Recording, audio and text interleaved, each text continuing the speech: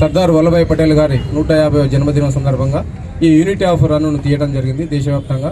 ఆయన ఉక్కు మనిషి, దేశంలో ఉన్న ఎన్నో సంస్థానాలను అన్నిటిని కూడా భారతదేశంలో కలిపి వారు గొప్ప ఈ దేశానికి ఒక ఉక్కు మనిషిలాగా వారు పేరుగన్నారు.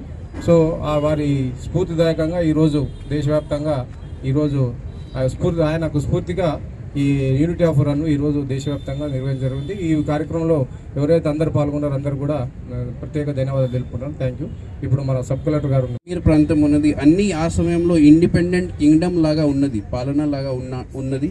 కానీ వాళ్ళు అందరికీ అన్ని ప్రాంతాలకి ఇంటిగ్రేట్ చేయడానికి మెయిన్ రీజన్ సర్దార్ వల్లభాయ్ పటేల్ గారు ఉన్నారు. కాబట్టి వాళ్ళకి మనము Loh Purush, we remember him as the iron man of India, the Loh Purush. ఇక పైన ఏసీపీ గారికి, సిఐ గారికి, ఎంఆర్ గారికి, అదేవిధంగా ఎంబీఐ గారికి అండ్ మున్సిపల్ కమిషనర్ గారికి, లయన్స్ క్లబ్ ప్రతినిధులు, అన్ని ప్రెస్ మిత్రులు, అధికారులు, అనధికారులు, పిల్లలు అందరికీ నమస్కారం.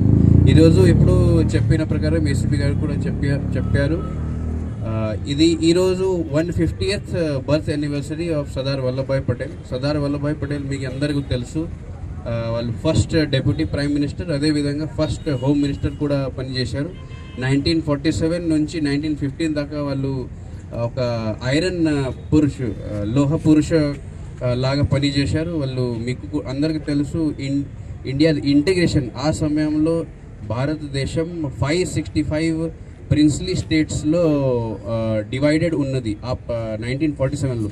కానీ 1947 తర్వాత అన్ని ప్రాంతాలు, అన్ని చిన్న చిన్న కింగ్డమ్స్, పాలనాలు అన్నికి వాళ్ళు ఇంటిగ్రేట్ చేశారు. చేసిన వాళ్ళు మన లోహ పురుష్ శ్రీ వల్లభాయ్ పటేల్ గారు.